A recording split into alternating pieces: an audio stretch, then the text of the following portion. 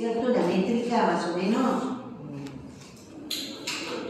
Por supuesto que esta es una métrica bastante simple. Si la comparamos, por supuesto, con el galliambo, es como una soncera, ¿no?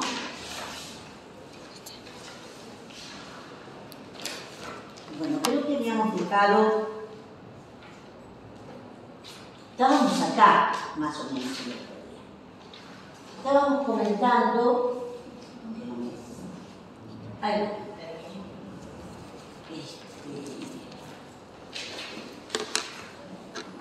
voy a agrandar.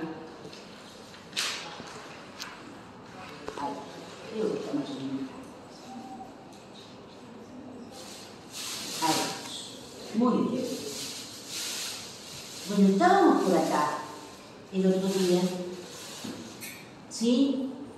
Justamente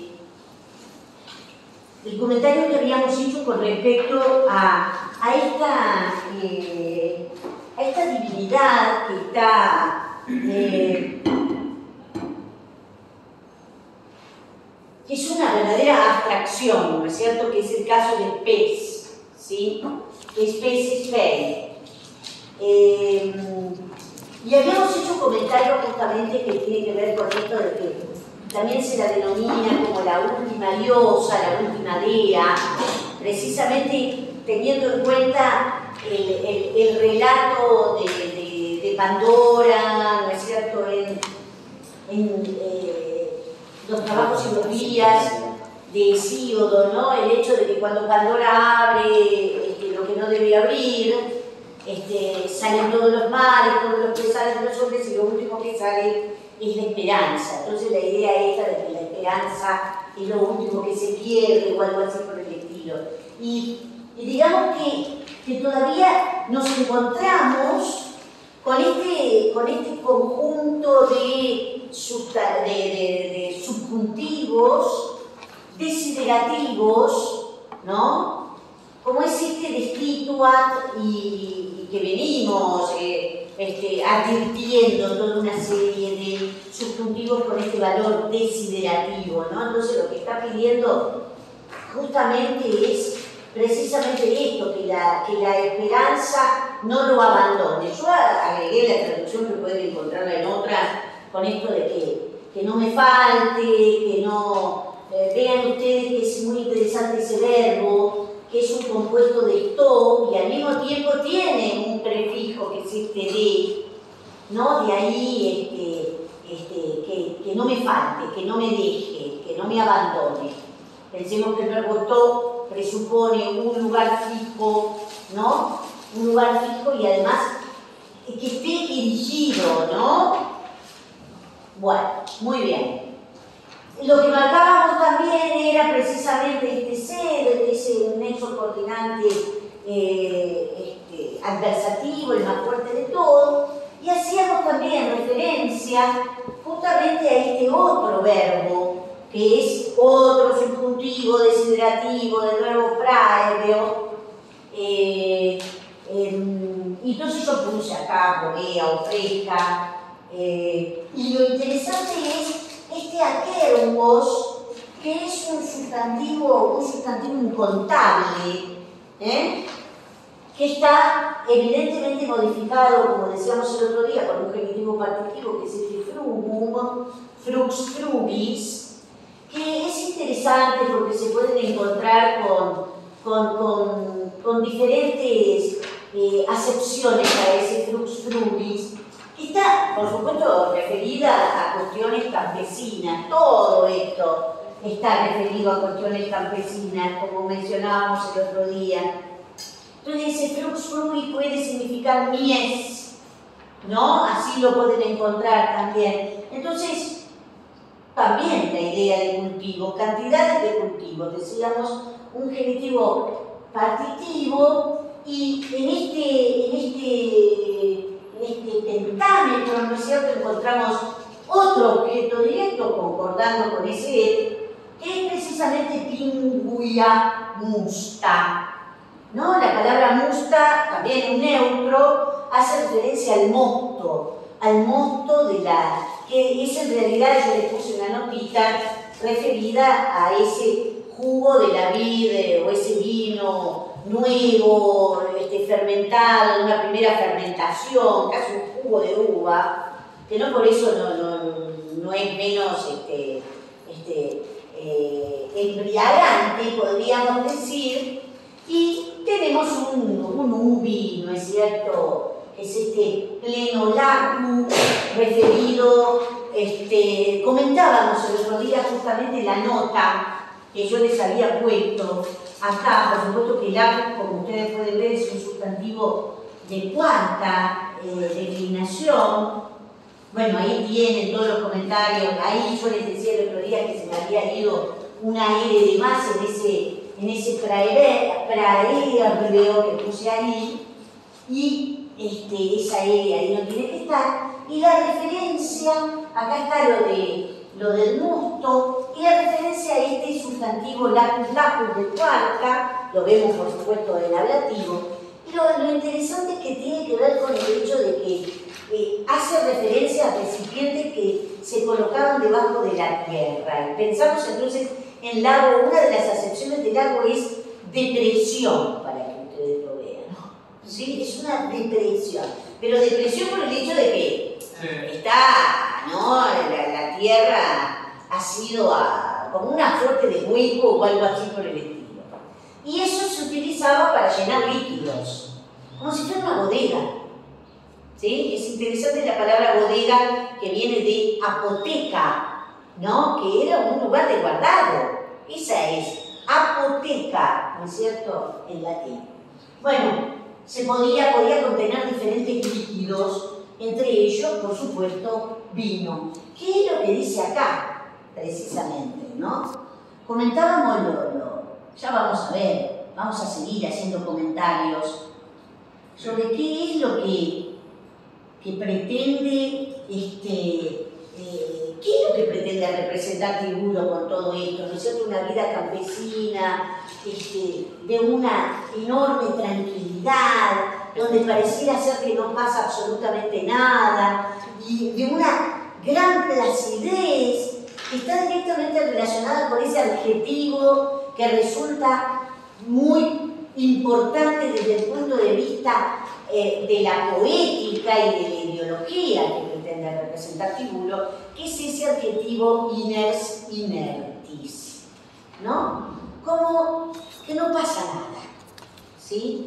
Contrario a la guerra, la navegación, como decíamos el otro día, la vida civil, la vida propia del foro, ¿no? Entonces se desestima todo ese tipo de actividades que son propias de un kiwi romanus.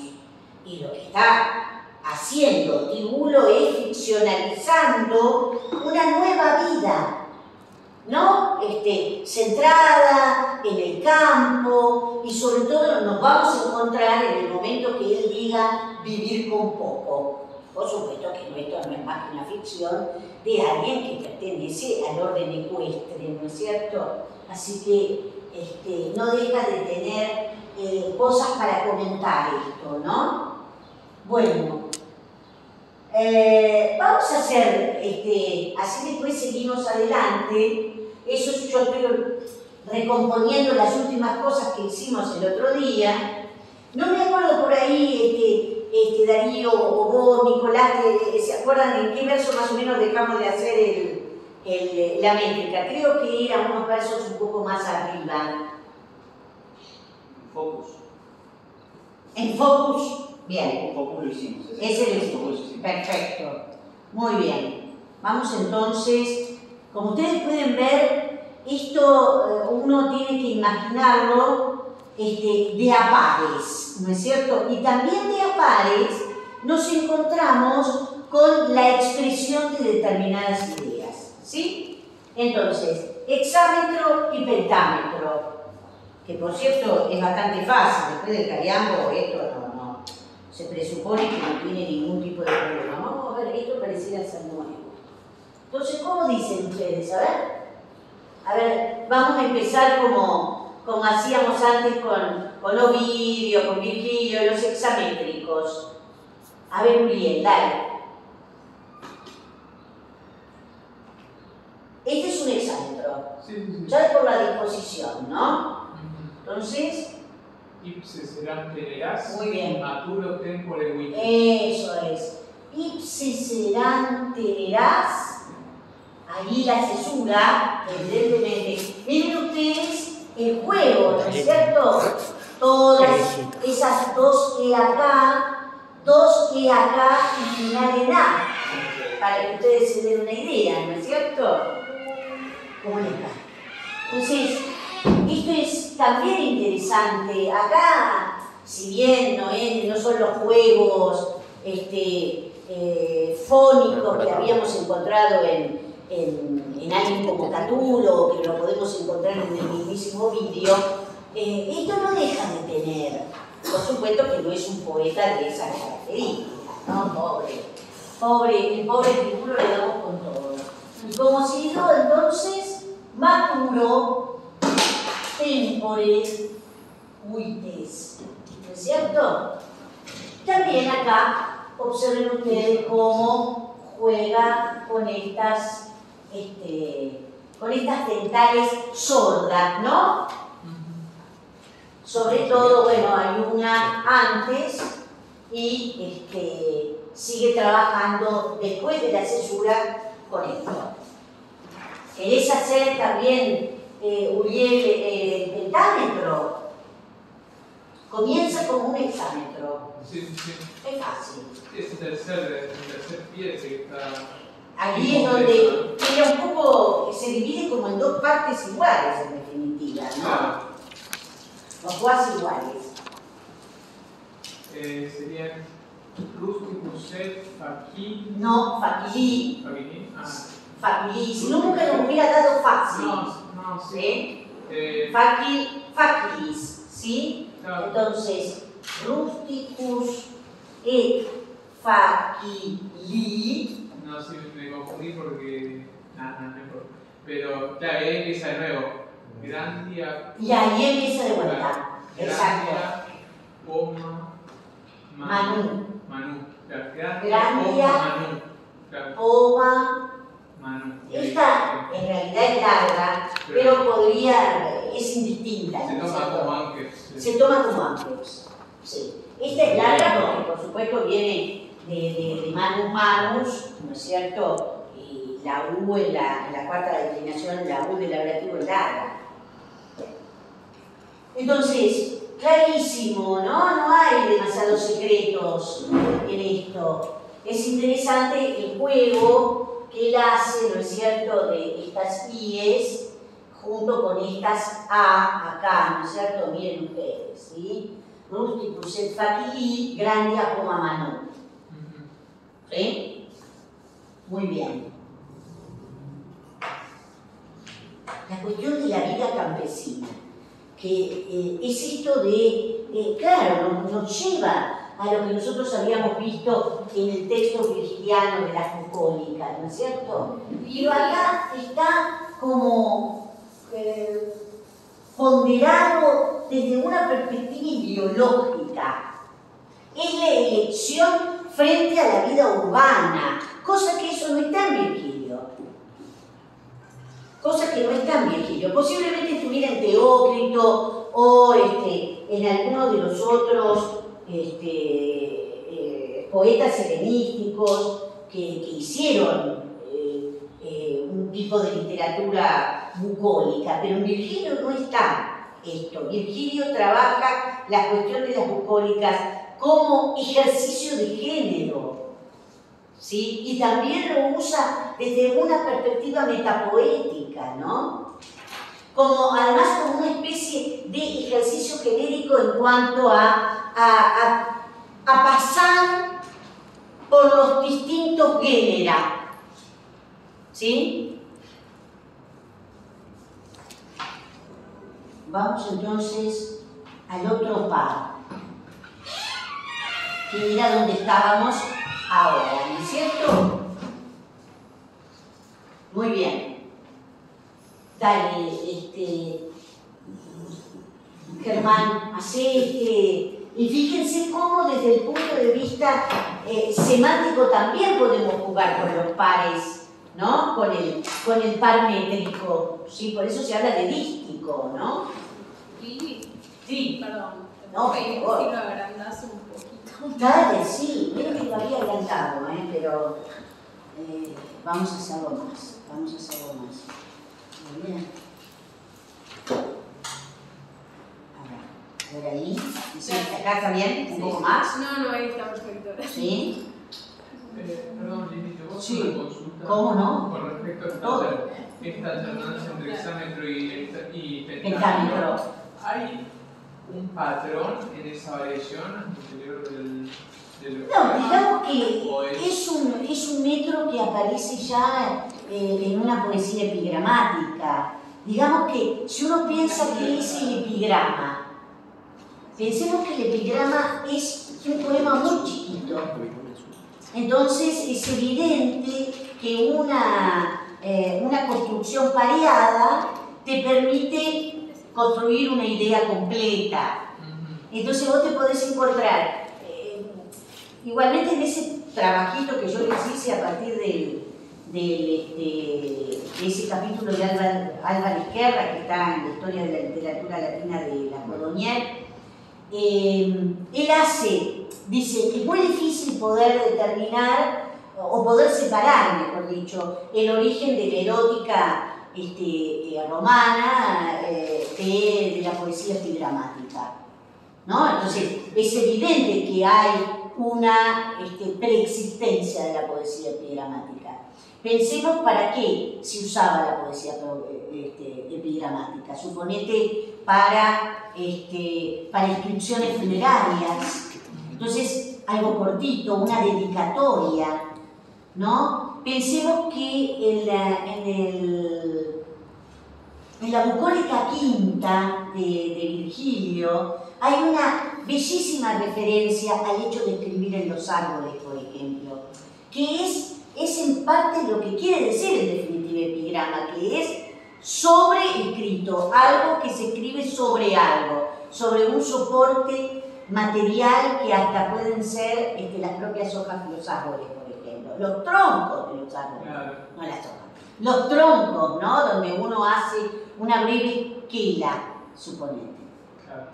¿Sí? Entonces, condice la brevedad, la idea de hacer un mensaje completo, ¿no? Un discurso completo, con cohesión y coherencia, el hecho de que vos tengas esta dualidad, cosa que por ahí con el exámetro es el metro específicamente para contar y para contar mucho, ¿no es cierto? Hay igualmente, yo tengo bajado por ahí como un companion de poesía epigramática o algo así por el estilo. Piensen ustedes que es un poco, siempre uno lo deja como para el latín 5, que era un poco la estructura que hacía Elizabeth del Sastre, y en definitiva nosotros lo continuamos. Ella dejaba como para el 5 todo lo que tuviera que ver con la comedia, pero hacer un buen trabajo con comedia, pero también con sátira. Entonces, ¿qué son los epigramas? Vos tenés poetas epigramáticos, propiamente dichos, como puede ser Marcial, por ejemplo. Los epigramas de Marcial. Sí, pero él no tiene, él tiene lo que se llaman los sermones, que los vemos también, lo que vulgarmente él habla de sermones porque considera que la sátira proviene de la antigua comedia, de la vieja comedia. Entonces por eso lo llama sermones, porque él considera que es una conversación que tiene un origen teatral, digamos. Pero lo que se llama la poesía de Marcial es una poesía que también se vale del dístico. Y además, ¿qué le permite eso? Trabajar el chiste.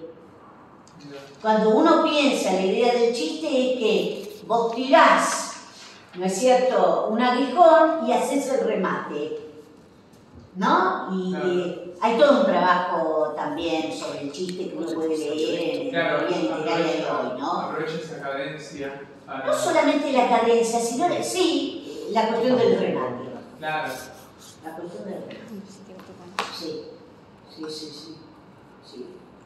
Así que ustedes vieron ese dístico que hicimos antes, cómo él se refiere, por ejemplo, a la cuestión de sembrar las vides y los árboles frutales.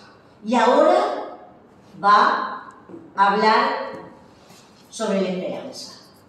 Y va a decir algunas cositas, ¿no? Esperando que la esperanza, valga la redundancia, le provea, sobre todo, lo que dice acá, mieses o mies, y sobre todo vino, o por lo menos este primer vino, que es el mosto. ¿Sí? Sí. Perdón, una cosita más. Ahora volviendo a esto último que había Sí, mencionado, por el favor. contraste con Virgilio, Sí. con las bucólicas. Sí. Entonces, ¿cómo que dijiste? Porque yo recuerdo en las bucólicas que había una instancia de contraste entre esa vida campestre ¿Y la vida urbana, vos decís? urbana. Yo entiendo que igual Virgilio como que amagaba con hablar bien del campo, después dice que todo se muere, como que jugaba un montón con la valoración de... Yo creo que ustedes lo que pasa es que vieron bucólicas y vieron geórgicas. Perdón, ahí te estoy hablando de las... De la geórgica. La La geórgica es donde él hace la alabanza de la vida campesina, sí, que también tiene una gran finalidad política. sí. ¿Cuál es la finalidad política? En definitiva, lo que pretende Augusto es volver a los viejos valores de esa antigua Roma republicana que es de origen eminentemente agrario, ¿no? Lo que pasa es que la geórgica ya presupone otro género, que es el género didáctico, y entonces se habla como de un género medio, ¿no? Y por último, la Eneida, que es el género sublime porque pertenece a la épica. Pero una cosa es la bucólica, en donde me parece que hay otras preocupaciones. Está esta cuestión del canto amebeo, que ustedes no vieron ninguna de esas bucólicas donde hay... Un canto sileno. Claro, un canto, nosotros vimos el canto de Sileno, bueno, estos pastorcitos que agarran al fauno, ¿no es cierto? Y lo atan y lo hacen hablar, porque se presupone que es la representación de un antiguo oráculo, ¿no? Pero hay otras bucólicas que son bucólicas estrictamente amebeas, que es el canto amebeo, una suerte de payada, ¿no? La competencia por la vía del verso y del canto. Entonces se pone un tema y se comienza a cantar y a ver quién compite. Es una competencia a ver quién gana. En el canto quinto comienza de alguna manera con un canto amebeo, pero hay otras que son sí estrictamente cantos alternos, contracantos podríamos decir, cantos y contracantos. Que ese es también otro de los grandes temas de las bucólicas, de la poesía bucólica, de la poesía pastoril. ¿Sí? Pero otra cosa son las geórgicas, donde hay otras preocupaciones. No, sí, como que esto me transportó directo a la geórgica, se me confundí. Pero claro, entonces vos lo que estabas contrastando era la poesía pastoril. La bucólica, que me parece que hay otras finalidades por parte de Virgilio. No digo que esto no tenga elementos propios de la poesía pastoril, pero me parece que también este tipo de poesía tiene una carga ideológica diferente a lo que podemos encontrar. O sea, en última instancia está integrando elementos bucólicos para un fin. Sí, y además para esto que constituye una ficción de alabanza de aldea y desprecio de corte, como se va a decir después en el siglo, qué sé yo, XVI. Además, en relación con lo que dijiste recién de que es del tipo de ficción que establece Tibulo y que la relacionaste con la situación misma, con el mismo posicionamiento de Tibulo en el estamento social al que él pertenecía, también supongo que debe tener mucha diferencia con la bucólica en el sentido del posicionamiento del sujeto, porque ese tipo de ficción No se corresponde con una persona que hace una fallada, digamos. No. Está en las antípodas, digamos. Sí.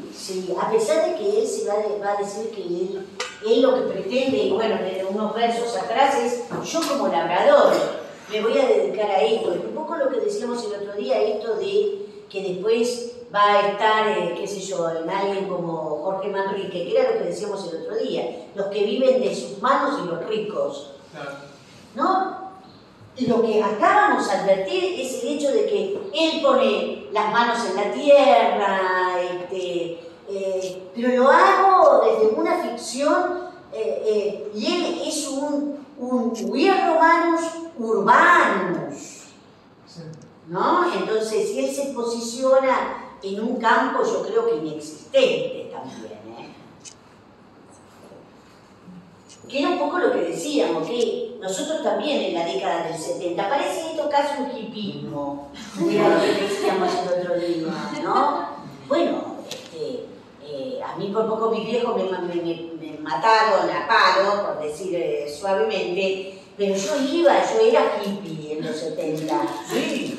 Mi vieja me tiró mi Montgomery, que yo tanto adoraba, porque estaba hecho pelota, y ahí iba a los encuentros hippies en Barrancas de Belgrano. Y algunas, sí, estaba primero en la década del 60, era que yo les decía el otro día, en Plaza Libertad, y en los 70 íbamos ahí a Barrancas de Belgrano. Yo tengo amigos de aquella época que fueron a comunidad de hippies, aunque ustedes no lo crean, en el Bolsón. Y todavía uno, no creo ahora, ya se deben haber muerto todos, pero habiendo ido al Bolsón, uno veía a los viejos hippies que se dedicaron a la cosecha del lúpulo. Una amiga mía se fue a la cosecha del lúpulo. Era la hija de una vieja actriz del cine argentino que había sido amiga de Eva Perón, la madre, muy amiga de Eva Perón.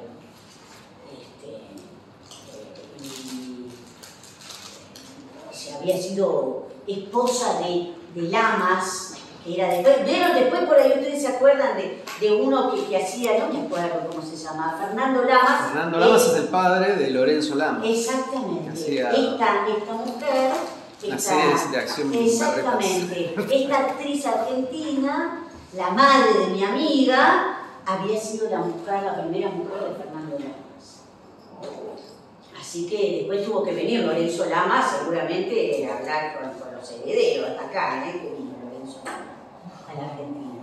Así que ella estuvo en el Bolsón durante mucho tiempo. Pues se les hicieron las comunidades. En la década del 70 hubo evidentemente una gran persecución, ¿no? Obvio. Sí. Esto hace acordar un poco esto.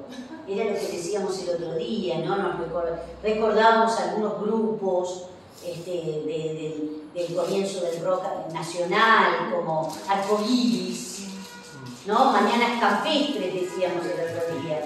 Y él se acordaba de otro grupo, pero era posterior, decíamos Pastoral. Sí, es así. Esto tiene mucho de esto, ¿no? Casi podríamos decir que Tibulo es una suerte de hippie conote. Claro. Proto hippie.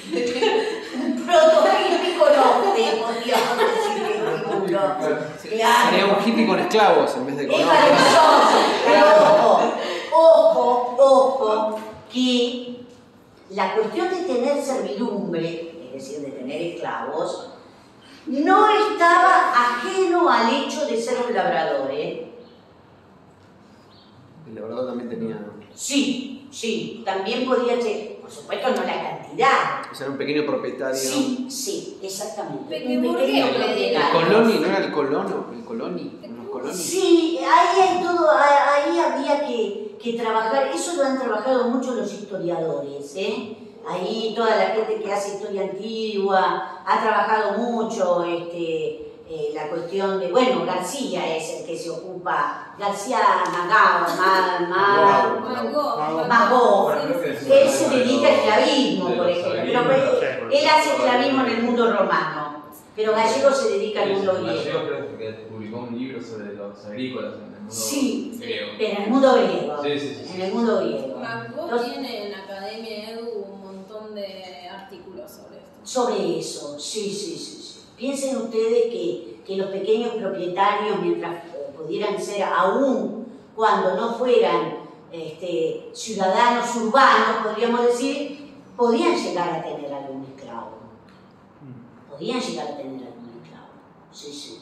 Piensen ustedes lo que nosotros vimos aún en el propio Cleón, en una comedia como la Aurularia, ¿no es cierto? Que él también tenía una esclava. Eran unos pobretones. Y además, como el propio prólogo lo recuerda, el Lar, ¿no es cierto? Que él dice que eran tipos que tenían ciertas posesiones de tierra muy pobres y sin embargo tenían sus esclavos o un esclavo que los ayudaba en el labrado de la tierra, por ejemplo, ¿no? En las labores campestres, campesinas. Así que por ahí, si les interesa todo eso, bueno, Carlos García se ha ocupado de esas cuestiones. Y él además, bueno, él es un marxista, viene de la vieja guardia del marxismo histórico, y él entonces trabaja desde esa perspectiva. Bueno, vamos a hacer la métrica de esto. A ver, te tocaba mandar, dale. Un exocelso de situado. Miren ustedes esto, ¿no? Es muy interesante esto que tenemos acá, el hecho de que aparezca un espondeo inicial y además tratándose de una divinidad, es decir, el espondeo es un pie más grave y en consecuencia puede aparecer el espondeo en relación con referencias religiosas, por ejemplo. Es más solemne. Una pregunta, de hecho, ¿no se podría pensar una especie de diéresis en este primer día? No creo. ¿No? Yo no lo veo tanto, eso. No lo veo tanto. Vos decís de cortar ahí, de que haya... No, porque estarías como cortando demasiado el sujeto con respecto al núcleo verbal, porque ahí es el sujeto. Claro. ¿Sí? Y sigue siendo, por supuesto, el sujeto de este otro verbo, ¿no? Que tenemos ahí. Casi es como más que casi un pedido, ¿no? Y no solamente un deseo, ¿sí? Entonces, yo no cortaría la relación entre el sujeto y el predicado. ¿Y cómo sigue entonces? Sed frugum semper Exacto. rebus. Sed frugum. Fíjense, ¿no? La abundancia, ¿no? También en el medio, la presencia de 12, ¿cuántos tenemos? 12 espondeos, bien digo, ¿sí? Entonces queda bastante distribuido, ¿no? La relación entre dáctilos y espondeos. Y acá vamos al pentámetro. Praeviat, ¿no? Eso es, praeviat et leno. Pinguia musta la Pinguia, musta. Esta sí es larga, bueno, pero podría no serlo. Praeviat et leno, pingua musta la Q. ¿Sí?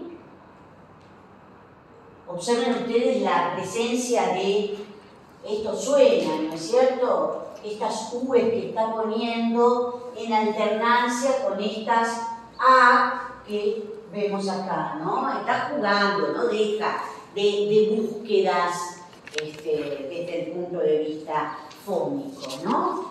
Bueno. Y es muy simple en cuanto a lo sintáctico, acá no hay ningún tipo de problema, ¿no? Y tenemos simplemente algún que otro adverbio que es un circunstancial de tiempo, como siempre, objetos directos, y de última también un podríamos decir, en ese pleno lácteo. Bueno, ahora sí, podemos encontrarnos con algunas cositas más difíciles.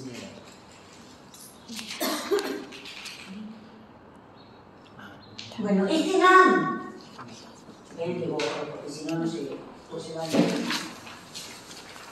Este NAM que tengo acá es evidentemente un nexo coordinante, no se olviden por favor, nexo coordinante es un coordinante causal. Es cierto que después en castellano esto desapareció, pero en latín es una conjunción coordinante NAM, no es en realidad un nexo subordinante, ¿sí? Pensémoslo en latín esto.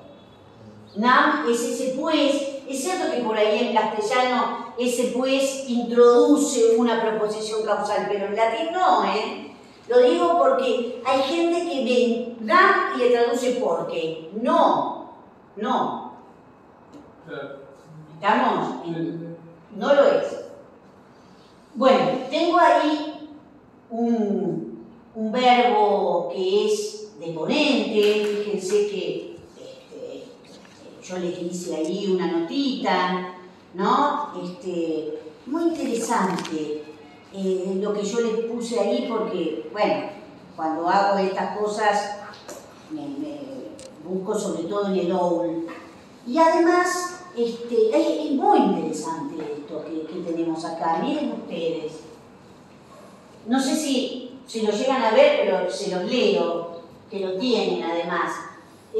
Bueno, todo el enunciado, Venerol es un verbo deponente de primera conjugación, pero también puede existir una forma activa Venerol, ¿sí? Una forma activa. Lo que resulta muy interesante es esto, el hecho de que su origen puede estar asociado con Venus, entendido también por una idea de magia propiciatoria. Así que venerar no es simplemente venerar, hay acá todo digamos, un sistema de ideas mucho más complejo, podríamos decir. Originalmente implica una solicitud de protección a la deidad y más tarde en un sentido amplio presupone adoración. ¿Sí? Así que, atenti. Este es un contexto, porque esto es lo que también, junto con esta alabanza de la vida campesina que hace Tibulo, aparece, y no me voy a cansar de decirlo, una asociación con una religiosidad que también está muy lejos de esa religiosidad urbana, de los grandes monumentos, ¿no es cierto?, de grandes festividades. Acá nos vamos a encontrar con, que lo he dicho también en otras oportunidades, con lo que se llama una religión animista. Por momento va a decir, bueno, solamente una rama sirve para ser adorada o para ser venerada, una piedra, es decir, no necesito una representación antropomórfica. Y esto también está hablando de una etapa de religiosidad mucho más antigua, más arcaica, ¿sí? Bueno, entonces, otra de las cositas que tenemos acá, que viene como un poco a complicar una sintaxis que venía siendo como muy simple, es este seu que nosotros encontramos. Este seu, que lo vamos a encontrar en este verso, estamos en este verso, ¿no? Porque como yo lo voy separando, después pierdo el número del verso. El verso 11 aparece en el verso 11 y en el verso 12, como ustedes pueden ver. Ese seu es en realidad la forma seu por sigue, ¿sí? Es decir, tal como vemos acá, es una conjunción que introduce proposiciones condicionales, vamos a verlo así ustedes lo ven más grande, proposiciones condicionales correlativas disyuntivas. Sí, ¿no? Sería. En realidad lo tenés que traducir por hora, o ya que, ya sea. Ese hora es una forma muy peninsular.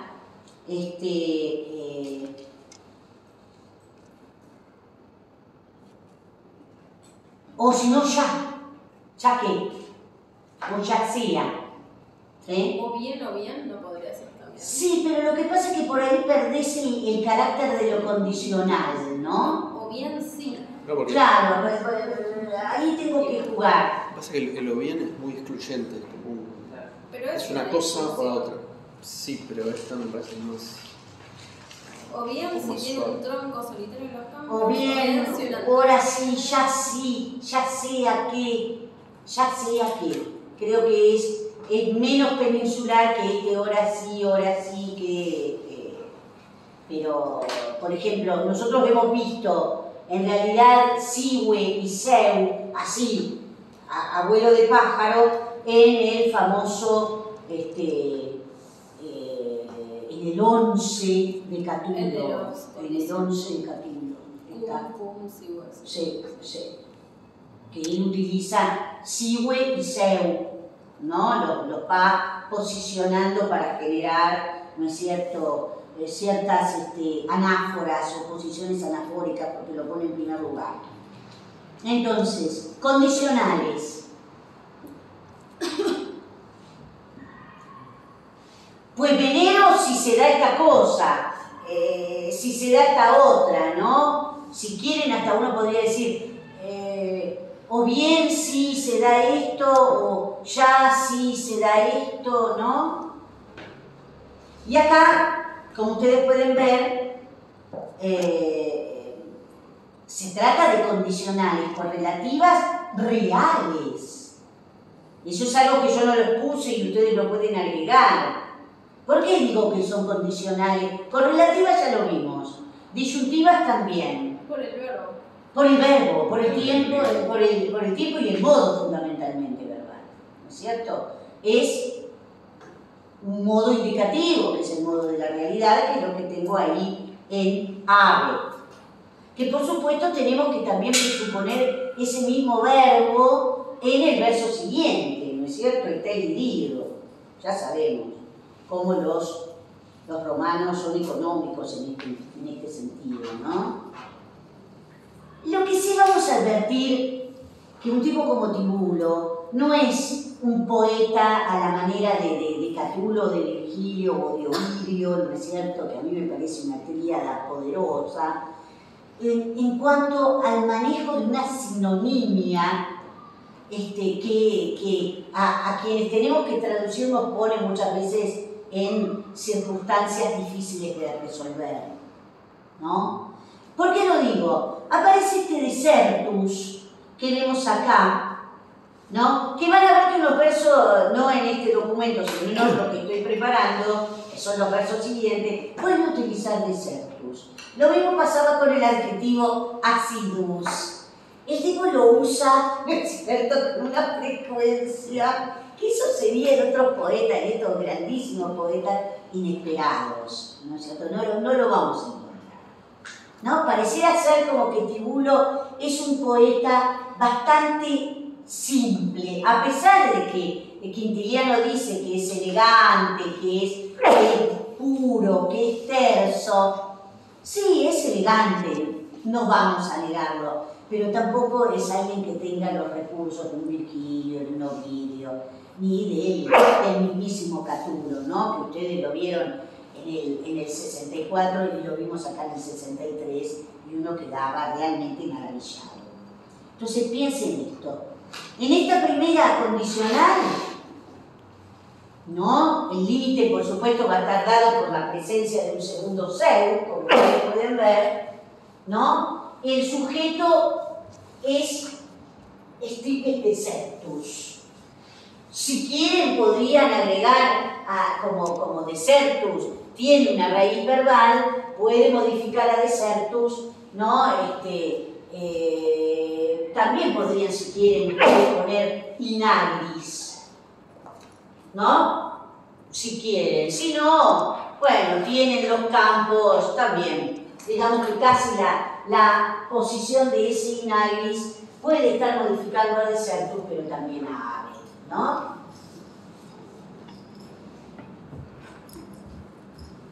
Y no dice mucho más. Lo que resulta interesante es, para que no se lo olviden, el enunciado de este sustantivo estipes. Miren ustedes, ¿no? Creo que nunca lo habíamos visto aparecer, este estipe, que es evidentemente un sustantivo de tercera dentro de los dentales, ¿no es cierto? Por eso estipes estipitis, ¿no? Como miles militis, ¿sí? Exactamente igual. Y por eso, esta es la primera de las cosas que aparecen desde el punto de vista de esta religiosidad casi de carácter mágico o animista, podríamos decir, ¿no? Y miren, esto es algo que me parece interesante. Después yo les voy a buscar estas representaciones, algunas de estas representaciones, con lo cual, esto último que yo le pongo acá, esto de las representaciones paisajísticas de idilios sacros, ¿no? De idilios sacrales, idilios en el sentido teocriteo, ¿no es cierto? ¿No? Una vida campesina, con pocos elementos, donde hay una ovejita, un arbolito, un color pastel realmente engamado en los celestes y en los verdes, es propia de la pintura del período augustal o augusto, augusteo, qué sé yo. A los españoles les gusta esto del augusteo o augusteo, y me acuerdo que acá la que lo empezó a usar mucho era Lía Galán. Hay gente que sigue utilizando augustal, que dice propia del segundo estilo. En la pintura romana existieron 4 estilos. 4 estilos, y el que corresponde a este momento del apogeo de todavía Augusto en el poder es el segundo estilo. Entonces, yo después voy a ver si les busco para que vean, ¿no? Estas enormes mansiones, que tiene que ver con esto de los hippies con estas enormes mansiones con mármoles impresionantes venidos de los lugares más exóticos, donde encontramos pinturas murales,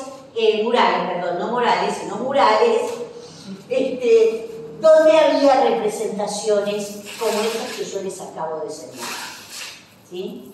De idilios pastorales, con elementos sagrados, con lo cual no es que Tibulo está solito hablando de esta idealización de la vida campesina.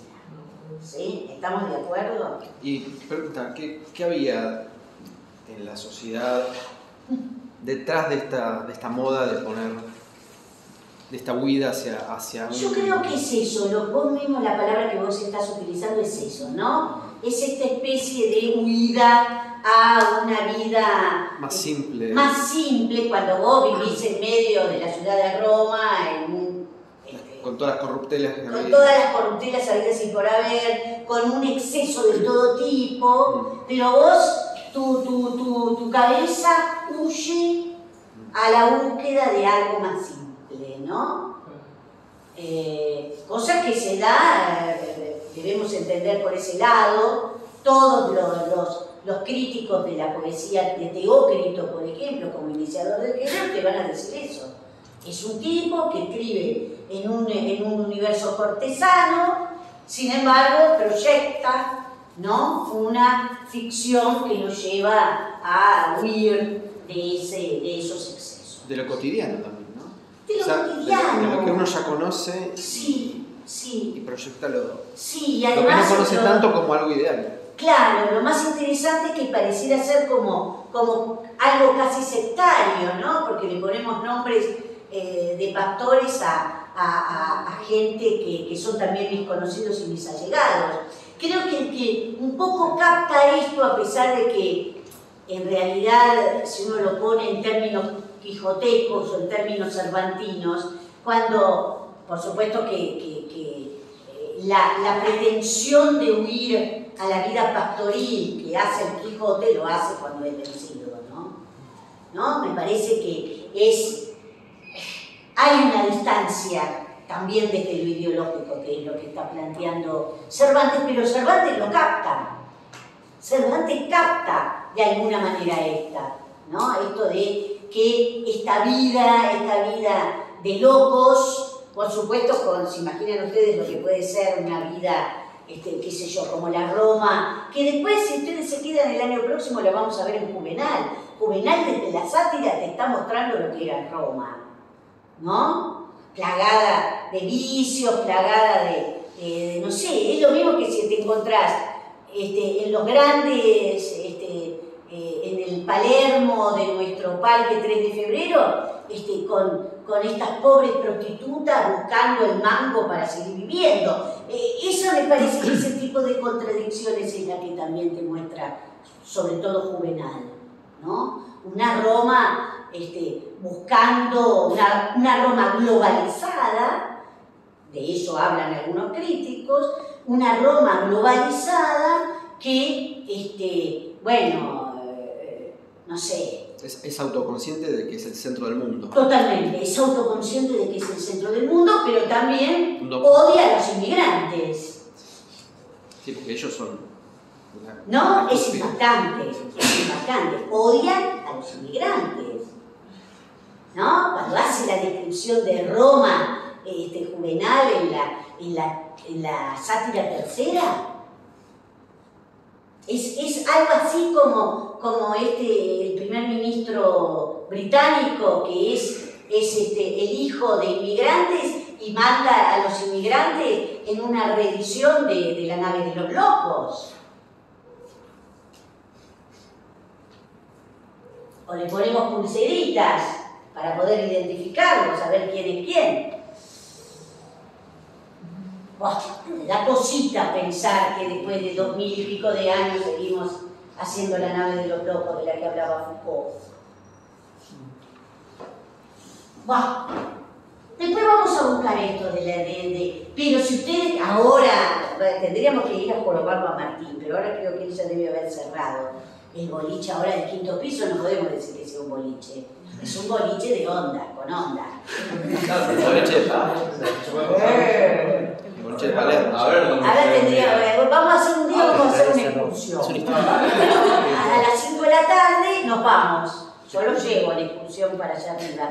Y entonces espero que esté... ¿Hay estatuas romanas así? No quiero poner nada, parece ser. Es una cosa así, son minimalistas. Es como un nuevo estilo. Esto, sí, como una cosa urbana, minimalista.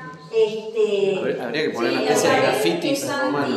La pared es esa tecnología anti-vandalismo, porque no se puede pegar nada. Sí, puede ser, pero ¿ustedes vieron en la 103? No. Yo sí se lo muestro, porque yo soy una persona que miro todo. Mirá, antivandalismo, te diría que no. En la 103 hay alguien, yo lo llego a ver y le corto los pies directamente. Empezó a poner todo así. Hay marcas de huellas, Huestilla. En la 103. Obvio. Hizo así como una estela. Una estela de Huestilla. Estela Huestilla. Bueno, después cuando nos sepulte el Vesubio van a quedar esas huellas. Claro. Mirá las huellas de un muchacho. ¿Qué quiso hacer el muchacho? Que mañana se encuentran en una puerta del Mario Juan. Claro, bueno. Tenemos que llenar de cosas el instituto y nos dijeron no quieren que se ponga nada en las paredes. Pero escuchame, algunos lindos pósters de cuando uno va a los congresos, hacemos...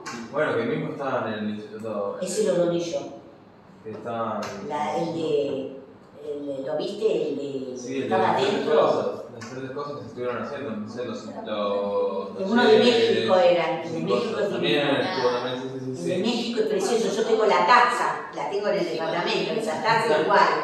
Claro. Que es la nave en la que está abajo, que convierte la nave, la llena de pámpanos, y ahí es la transformación de los marineros, son piratas, son delfines. Ese era un póster gigante que yo había traído de México, de un congreso de México. Y aparte había unas cosas que eran del congreso del 18 que se hizo acá. El congreso, bueno, también no sé, por ejemplo, había como varios carteles diciendo los que estaban dando. Sí, no quiero poner nada. Qué sé yo. Podemos poner plantitas, eso sí dejan ponerte. Vamos a ir, hay un libro, pero se puede, yo lo he encontrado en internet, que se llama La pintura romana. Está en francés, es el de uno de los arqueólogos del régimen fascista, que después sobrevivió, bueno, Amedeo Maiuri, que se llama La pintura romana. Es un libro maravilloso, ese me lo hubiera robado, por ejemplo. La pintura romana. Y ahí se ve, hay unas magníficas reproducciones de todas estas murales de los distintos estilos, que se lo conocen como estilos pompeyanos. A pesar de que hay muchos de ellos que se dan en la misma Roma, ¿no es cierto? Amedeo Maiuri. Vamos a buscar algunos para que ustedes lo vean. Bueno, entonces, detrás de Tibulo hay una ideología que es propia de las élites, que nosotros lo vemos en esta referencia a qué cosas tenían estas pinturas, ¿no es cierto? Bueno, y esto más allá de estas correlativas, condicionales, correlativas, disyuntivas, internamente son muy simples, lo que acabamos de ver. La segunda, ustedes recuerden que esta U, que ven acá, corresponde a Sewe o Siwe. Estamos ahí en ese hue, en esa hue, que es una conjunción coordinante. No nos olvidemos que es coordinante y además enclítica, es disyuntiva e enclítica, ¿sí? Ahí es donde tenemos la O. Sí. O, sí. Claro. Sí. Igual, ¿sabés que el ya sea que no queda? Porque te hace sí o sí poner un potencial, o sea, Sí. yo tendré que desistir ante la hora. Hora sí tiene. Y sí, no hay otra, ¿eh? No hay otra Más lindo. para mantenerlo. Hora sí tiene. Un tronco solitario en los campos, ¿no?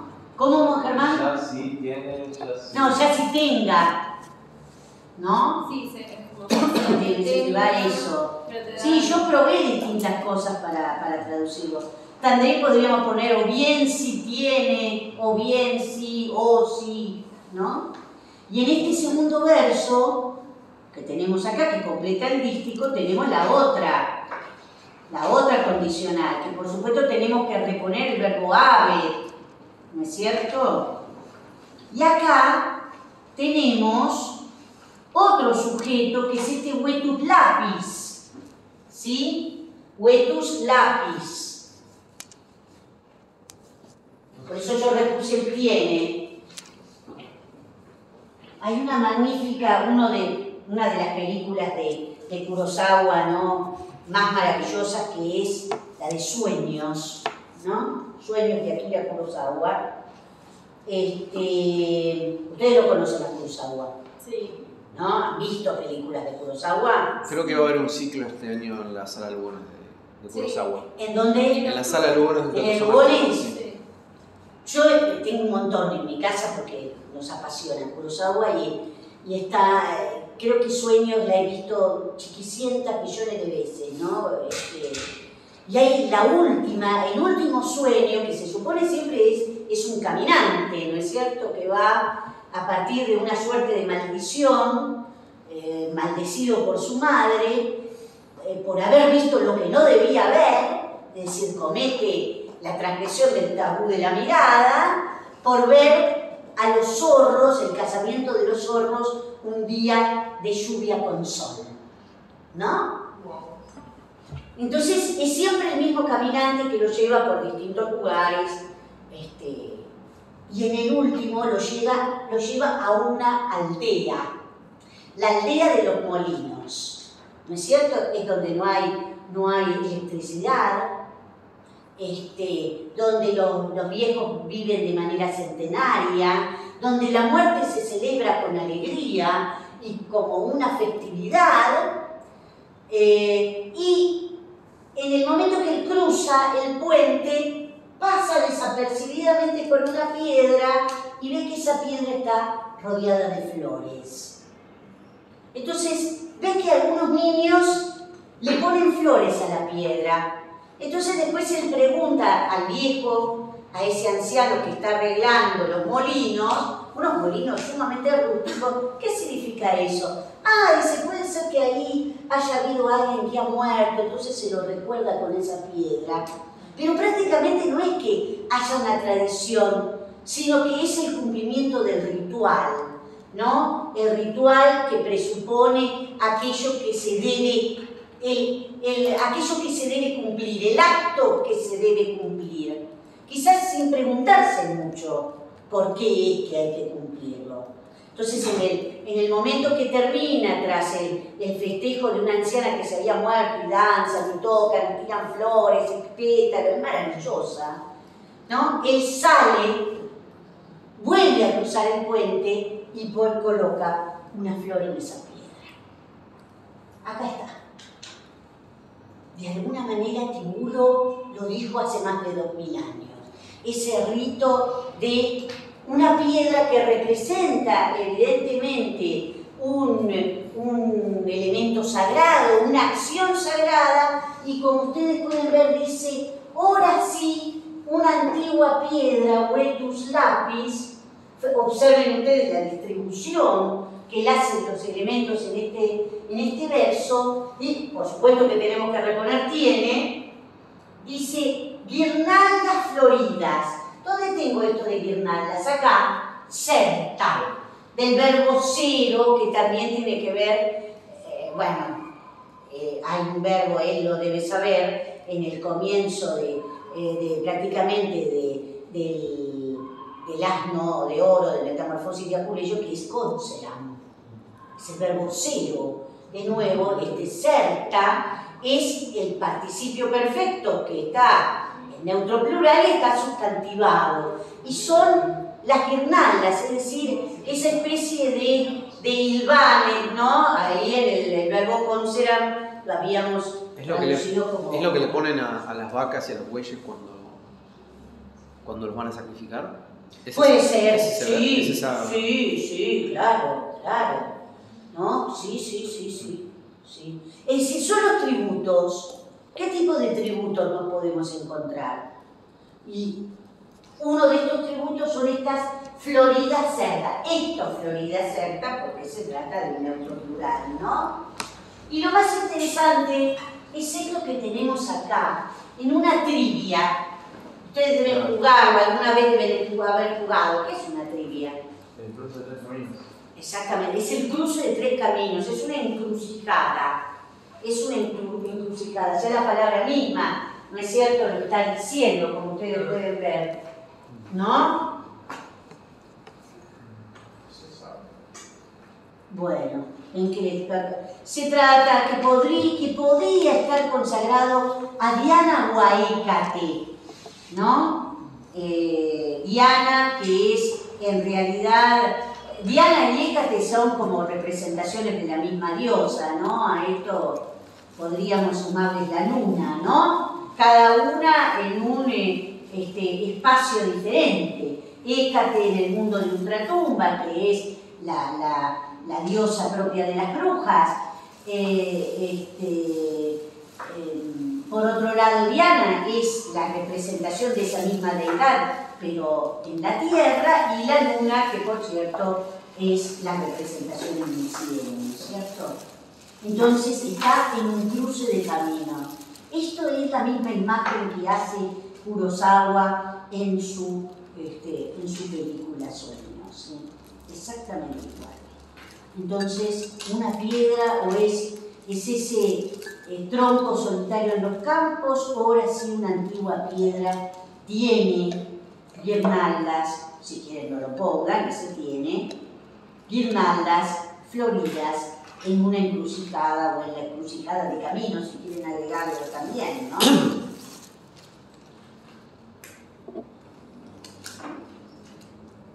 Evidentemente,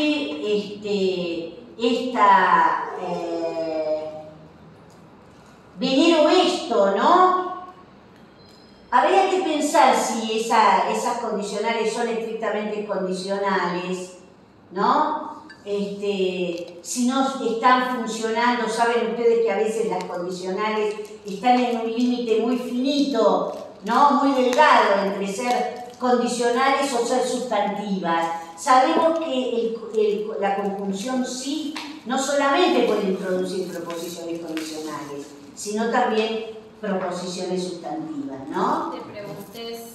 Claro, exactamente. Entonces, y venero esto, ahora si tiene, o la piedra, y ahora lo que sigue, ¿no? Este tercer dístico, y ya vamos a, si quieren hacemos un corte antes de meternos en este dístico, hacemos la métrica de estos versos que hicimos, a ver, creo que habíamos hecho esto, así que podemos hacer de estos dos, y hacemos un cortecito. A ver, dale, Nicolás. Nam venero, seu stipe sabet, desertus sinalis. Bien, nam venedor. Podemos perfectamente poner acá una triemínera con una heptemínera, porque si no, no nos va a dar. Seu stipes habet. No creo, si alguno piensa en una cosa un poco más sofisticada, como que acá pudiera haber una trocaica, evidentemente no puedo cortar el sujeto del predicado. Yo no lo cortaría, ¿ven? Si yo pienso en una trocaica, la tendría que poner acá.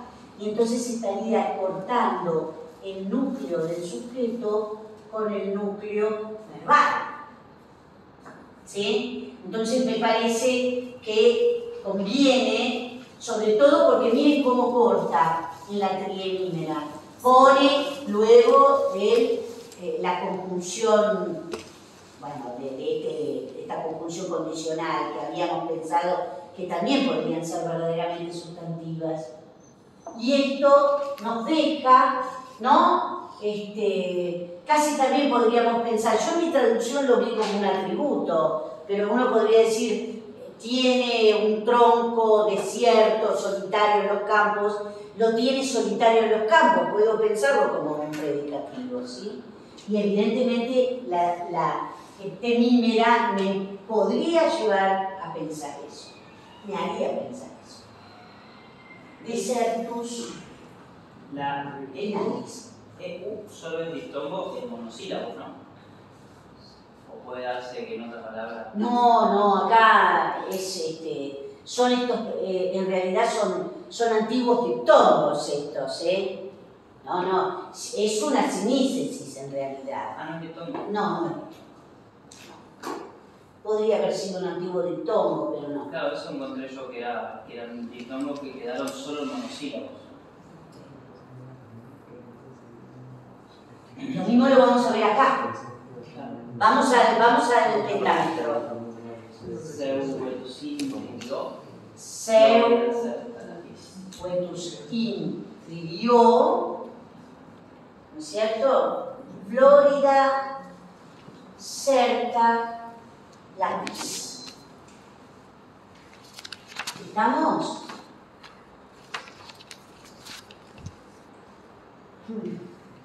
¿Alguna duda? ¿Está todo bien? Entonces sacamos un corte.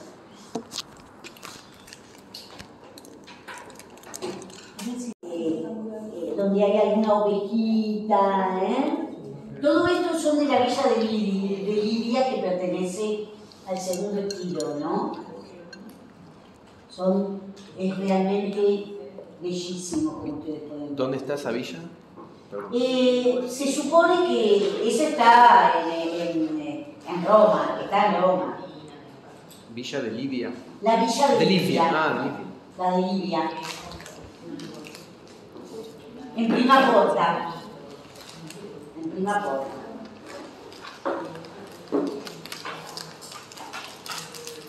Tenía otra que había encontrado que si bien era del tercer estilo, ¿ven?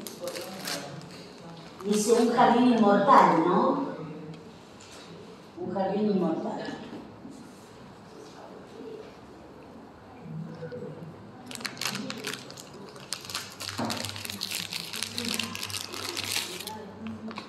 Esto sí, esta es la, miren, esta es la, a ver si me lo permite agrandar, la famosa Villa de los Misterios. Esa sí está en Pompeya. Esa está en Pompeya. Es la Villa de los Misterios, esta.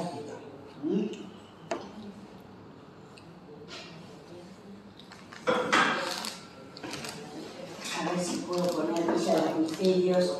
Un poco tiene que ver con algo de lo que los aparentemente son los misterios dionisíacos, ¿no?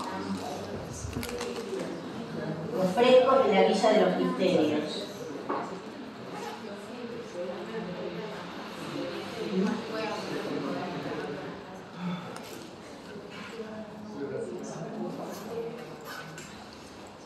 Es realmente impresionante.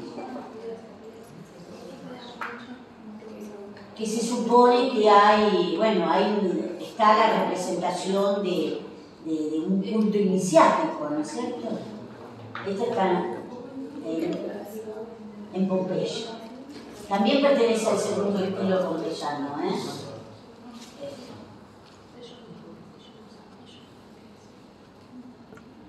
Pero bueno, vamos a ir arriba a ver si vamos a preguntar a Martín. A ver si esta la puedo agrandar para que la vean. Palacio Máximo de las Termas. Miren esto, qué belleza. Al lado de las termas de Diocleciano y la estación de Termini, ¿no?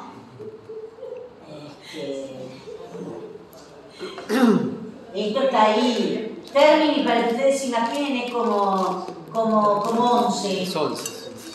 Un poco más lindo. Pero es una trivia, digamos, porque es el cruce de caminos. Ahí está pasa el subte, en la estación de... Se cruzan 2 de los 3 únicos subtes. Dos de los 3, las 3 líneas únicas que hay. La tercera la inauguraron hace muy poco. Hace muy poco, yo no la vi directamente esa. Sí, es la A y la B, y esta era la C, que pasa por el día de Fori. Esa estaban haciendo. Pero miren ustedes, esto que yo les decía, esto es bellísimo, ¿eh? Esto es bellísimo. Yo el año pasado pasé caminando por frente de esto un montón de veces y no sabía que estaba esto. Ah, esto, ¿ven? Acá está. Miren esto. Esto igualmente es del tercer estilo, ¿eh? Del tercer estilo.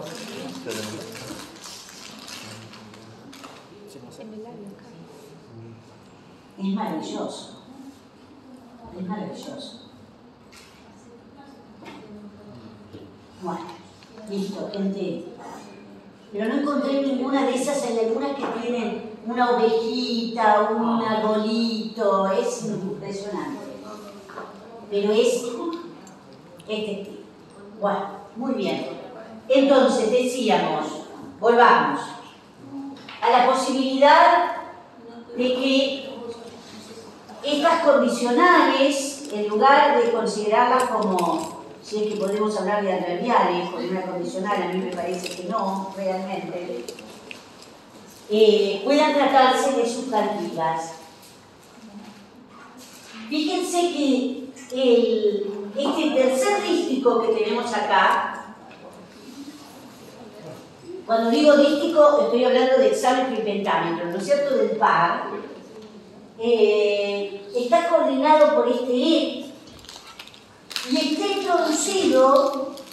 introducida, esta sí, no puedo tener ningún tipo de duda que se trata de una sustantiva, está introducida por este quodcunque, ¿no es cierto?, que es un pronombre indefinido, pero que por supuesto puede cumplir, en este caso es un atributo porque es un adjetivo, no me olvido de eso, ¿no es cierto? Cuidado con los pronombres indefinidos porque nos colocan trampas todo el tiempo, ¿no? ¿No? Porque no solamente pueden cumplir funciones de sustantivos, sino también de adjetivos, y diferenciamos el sustantivo del adjetivo por el enunciado. Eso no se lo olviden. Es ya cuicunque, cuicunque en el sustantivo y cuicunque. Acá creo que yo se los había puesto. Acá está, ¿ven? Que introduce una proposición sustantiva, pero internamente ese pronombre indefinido de raíz relativa es un atributo. ¿Cómo me doy cuenta? ¿Cómo diferencio ese quodcunque de quicunque? Precisamente ahí lo tengo. Chicas, ese quod que yo encuentro ahí es la clave para diferenciar de un adjetivo de un sustantivo. Cuando yo me encuentro quicunque es que es un sustantivo. Cuidado, y fundamentalmente quodcunque. Muchas veces las diferencias no las voy a encontrar en el masculino y menos en el femenino. El femenino estoy liquidada o liquidado, porque sea sustantivo, sea adjetivo va a ser igual.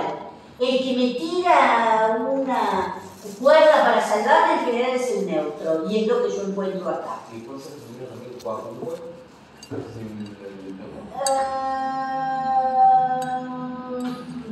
Cuidado, porque ese te puede llevar a que cometas algún error, porque te puede hacer confundir con una plantilla.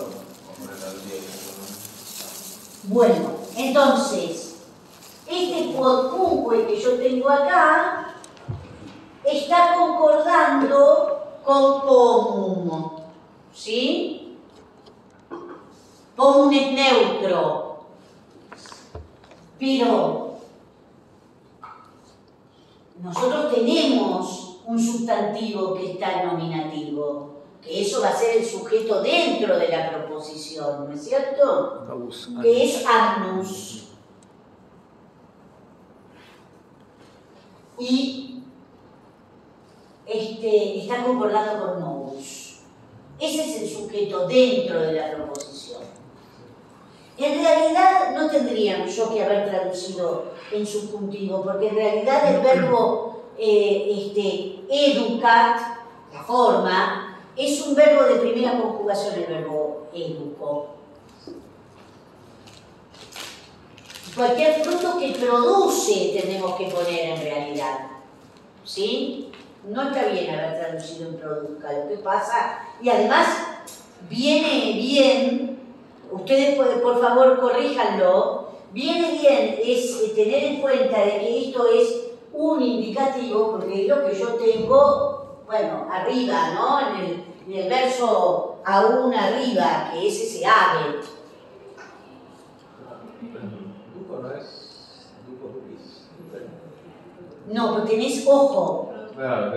Ojo, porque una cosa son dos verbos distintos, por eso es que dan en nosotros educar y el otro va a decir conducir, aducir, inducir.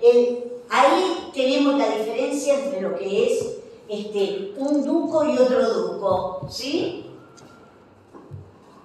Entonces, este es el objeto directo. ¿Estamos de acuerdo? Muy simple de estructura internamente. Sujeto novus agnus. Es muy linda la alternancia en cuanto a la ubicación de las palabras, ¿no? Objeto directo quodcunque pomum, y queda ese mi como objeto indirecto, o si quieren dativo de interés, en realidad, ¿no? Cualquier fruto que produce para mí el nuevo año, ¿sí? El pentámetro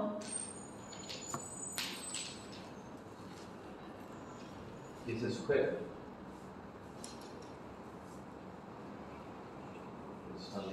en realidad esta es una proposición, ¿no es cierto? Que es el sujeto de ponitur. Claro, claro. Y cualquier fruto que produce para mí el nuevo año es colocado, es puesto, ¿no es cierto? Y acá, bueno, les puedo asegurar que hay distintas opiniones a la hora de traducirlo. Yo hice este análisis. Es cierto que libatum podemos interpretarlo de distintas maneras. Puede referirse también a ese fruto que el nuevo año produce, ¿no? Pero también podemos pensar, como yo lo interpreté, como un supino. Como un supino en caso acusativo, para libar. Libar en el sentido estrictamente ritual, ¿no es cierto? Hacer una libación. El verbo libo de primera conjugación, y evidentemente al tratarse de un supino en acusativo tiene un valor final. ¿Sí? Recuerden, supino en acusativo con valor final. Y que además podemos esperarlo que aparezca también en poesía, ¿sí? Y acá, después podemos contrastar con otras variantes, porque en ese agrícola hay otros que opinan otras cosas, ¿sí? No nos olvidemos que esta es la edición de George Black. Voy a preguntar si algo dice el aparato crítico con respecto a este verso. Ahora después lo vamos a poner. Lo vamos a poner. Evidentemente es un problema este. Sí, porque es un problema este verso. Un grave problema. Fíjense que también el problema de qué hacer con ese ante, ¿no? Yo ahí estuve revisando un montón, porque uno que piensa, ante es una preposición que rige acusativo, y acá nos encontramos con un dativo o un ablativo en ese dedo. Entonces, es evidente que acá hay un problema desde el punto de vista de la transmisión del texto, sobre todo teniendo en cuenta que deo es la última palabra del verso.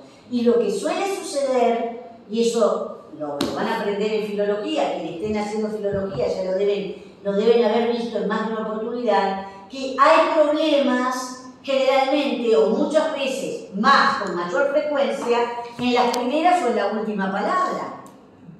¿No es cierto? Entonces, yo hice me estuve buscando, no se imaginan ustedes, ¿ven? El sintagma se compone de la preposición que rige aquí caso ablativo, porque puede darse que rija caso ablativo. Pero el genitivo tiene un valor de posesivo, ese agrícola, que en realidad está refiriéndose al dios de la agricultura, al dios de los agricultores. También ese agrícola también tiene una variante en otras ediciones. ¿Ven? En otras ediciones la variante es deo y no deo. ¿Y el debate puede llegar a tener variantes? Me parece que no. Ahora después, ven, es colocado, se coloca, es puesto, ese fruto, ¿no es cierto? El fruto que el nuevo año produce, para hacer una ofrenda delante del dios titular de la agricultura. Y cuando uno busca la palabra agrícola, por supuesto uno piensa en agricultores, lo primero que uno piensa, el OUL les da esta idea, este matiz. Podemos ver, busquemos algunas de las otras variantes, ¿no? Acá tengo otros, Habíamos dicho que el libatum era un supino, pero un la supino. función sintáctica, circunstancial de fin. Circunstancial de fin, claro, ¿sí? Gracias. Así es. Vamos a ver qué pone Lachmann, ¿no es cierto? La de Karl Lachmann. Por supuesto, tenemos que tener atención con Lachmann, porque ya sabemos la antigüedad de la edición, ¿no es cierto? Tenemos que pensar en un... y lo vemos, claro, y vemos la pobreza de su aparato crítico, pero bueno. Él pone... Libatum es así. Libatum lo deja así. Con respecto a ver, 5, miren, ven que pone agrícola edeo. ¿Sí? Esto también nos hace pensar. Y después, a ver que tengo también la de... ¿Qué le pasa? Tengo la de... creo que no. A ver si tengo acá la de este hombre. El otro día lo había puesto yo. ¿Quién? ¿No? Yo. Estoy esperando. Para que veamos el aparato crítico. Ahí está.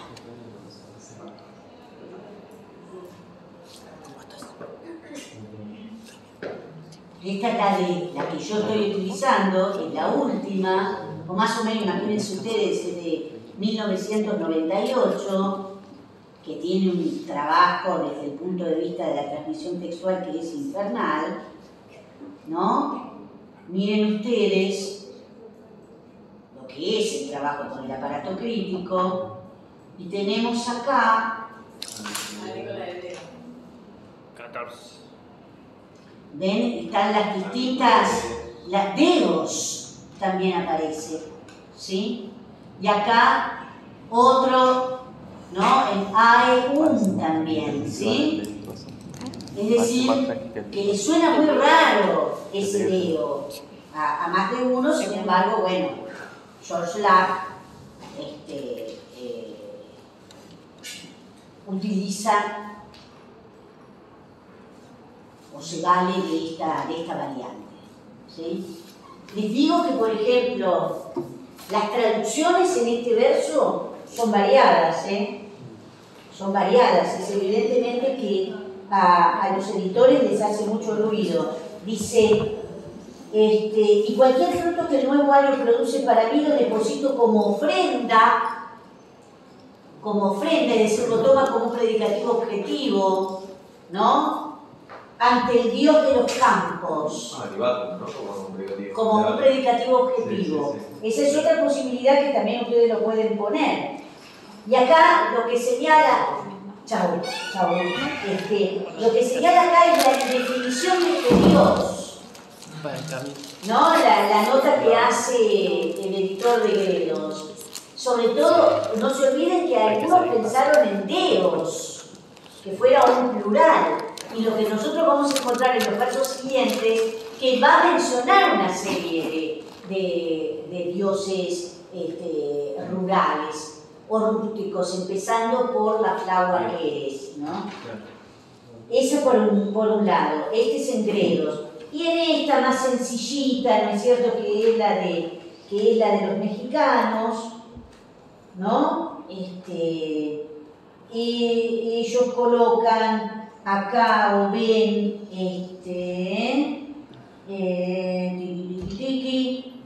dice, agrícola, pone antedeo. Acá no lo cambia, ellos ponen así.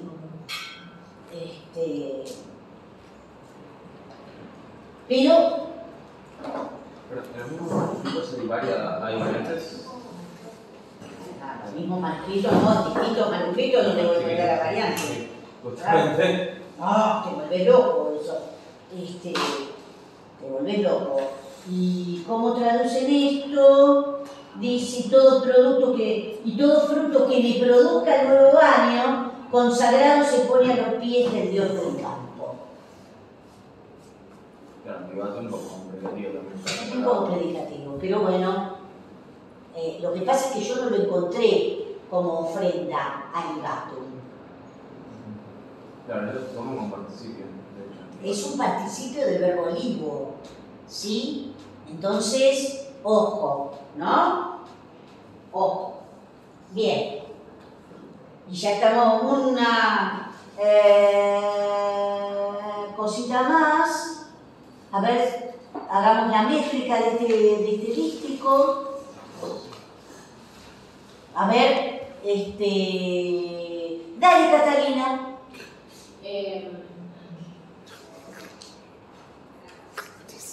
Acá. Sí, en él. Quodcunque mihi comum nouse Educat annus. educatarus. Claro. Et quod cumque. Miren acá. La primera creo que tenemos un mi que no tiene la... Miren acá. Acá no tenemos abreviatura sámica. ¿Vieron que yo les dije? Cuando veamos un contexto distinto, la abreviatura sámica no tiene por qué funcionar. El quodcunque mihi comum nos educat annus. ¿Estamos? Y a ver el pentámetro. Cuidado, ¿eh? Sí. Libatae Nicolae conjurante de hombre. Perfecto. No se olviden que es un verbo de primera conjugación, por eso esa es larga. Libata, gricolae. Acá funciona que sea, que está trabada. Posiblemente esa A sea larga por naturaleza, ¿no es cierto? Ponitur ante Deo. ¿Estamos? ¿Sí? La cesura fuerte en el exámetro es anterior a común. No. Sí, anterior a común, claro. Es quodcunque mihi. Sí. Y después, antes de nous, Podría llegar a ser, pero es más suave esa, ¿no? Una mímera, como dejando a la palabra común como el fruto, ¿no es cierto? Quizás en una posición más destacada. ¿se suele marcar cesuras fuertes y débiles? Sí se habla, ¿eh? Sí. De cesuras más fuertes y otras más débiles.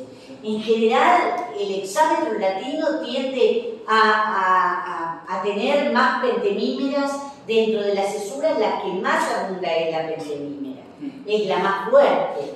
Después, en general, sí podés encontrarte pentemímera y heptemímera, pero esa heptemímera es más suave. Si no, la combinación que podés encontrar es triemímera-heptemímera, ¿no? Claro. Bueno, en el griego hay muchos usan de la yámica. Esa es la C. Sí. La tocaica. La tocaica, sí. Es la que abunda, yo te diría. La tocaica. La tocaica es la que abunda. Sí. Digamos que lo que es la trocaica en griego es la pentemímera en latín. Claro. Sí. Y bueno, lo que encontramos acá, en lo que sigue, yo ya estoy terminando la segunda parte, digamos, es esta de flagua que es, ¿no? Ya hemos encontrado lo de, ven que el adjetivo flago ya lo había utilizado para referencia al oro, y ahora se refiere a seres, es decir, el tipo no tiene muchas variantes. O sea, sí, pobre tibulo, ¿no? No vamos a decir una cosa por otra. Pero se la suele conocer a seres por el carácter rubio de qué. ¿Con qué se la asocia a seres? Del trigo. Entonces por eso se dice que es la rubia Ceres. ¿Estamos? Bueno. Y acá, y ya los dejo porque ahí debe andar Martín. Sí. Ahí lo veo. Por romper la propiedad del Estado. Les digo una cosita y nos vamos. Ya, yo cierro, ustedes no se van. Yo sí. Por suerte, ustedes están acá. Esto fue motivo de variante. Esa es una variante. Y es una variante por una cuestión gráfica, además. Porque la F es muy semejante a la S. Claro. Que es una salsa. Sí, es una de las variantes más comunes que evidentemente Gredos traduce teniendo en cuenta que en lugar de fit dice sit. ¿Sí? Y la verdad que no sé si no convendría más un subjuntivo por todo lo que viene diciendo que una tercera persona del singular del presente del verbo fío, ¿no? Pero bueno. Nada, gente, sobre todo porque miren, después yo tengo un subjuntivo acá. Como argumento, ¿no? Ahí es donde está. Yo veo que ahí Lack, bueno, él elige esa variante, intenta justificarla, obviamente, después la vamos a ver. Pero no sé si es tan válido. Bueno, gente, ¿listo?